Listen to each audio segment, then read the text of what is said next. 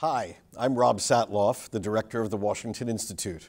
People of Britain have spoken, and with a surprisingly large majority, have voted to leave the European Union. Now, in the coming days, there will be lots of commentary on what this means for the people of Britain, what this means for Europe. I want to say just three things about what this means for the Middle East and American foreign policy in that important part of the world. First, the question is for Britain, are walls going up, or does Britain merely just take a different way to play its role in the world, especially in the Middle East? For the sake of American interests in this part of the world, one can only hope that Britain remains engaged. On balance, Britain plays a very positive role on the issues that matter most to Americans in the Middle East: stability, security, throughout North Africa, throughout the Gulf, throughout the Levant. Britain is an important player in the battle against radical extremism.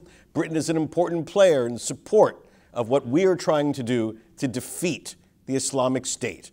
So, one can only hope that the walls, if they are going up, are not going to prevent Britain from playing that critical role. Point two. Of all the great institutions established in the years after World War II, the European Union is one of the very few in which America did not play a leadership role. So Britain leaving the European Union is not a direct slap against American leadership. There is another institution in which Britain plays a very important role, another institution in which European countries are at the heart, but one in which America is the leader, and that is NATO. And it is precisely NATO that is playing an increasing role in the challenges facing the Middle East. It is very important at this moment to see whether the lesson of Brexit is that Britain puts up walls and diminishes its involvement in an institution like NATO, or whether Britain looks around and sees the importance of what NATO can do to address the problems of radicalism, extremism, security challenges emanating from its south in North Africa and from the northern tier of the Middle East through that part of the NATO alliance. We need a strong Britain to play its role in NATO. This is something very important for America and very important to watch. And point three, blowback in the political sense here in America. Now, there are voices in both our main political parties who call for retreating from the world, who call for staying away, disengaging, retrenching, limiting America's engagement abroad. For some, this is because the problems of the Middle East are too messy. They're a swamp that will engulf us. For some, it's because the problems of the Middle East are insolvable, and so we are better off focusing at home.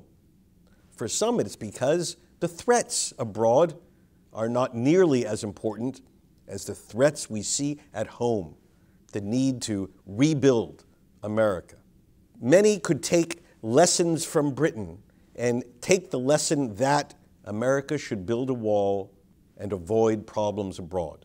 I believe that if we do not do what we can to address problems abroad, those problems will come to find us here in the United States, as they have begun to find us on 9/11, in San Bernardino, Fort Hood, Orlando, and who knows where next.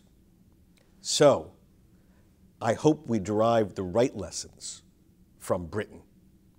These lessons should not be that we can retreat into our own island, even if, even more than Britain, we have oceans on either side. For America, we have to lead, or else those problems will come to find us here.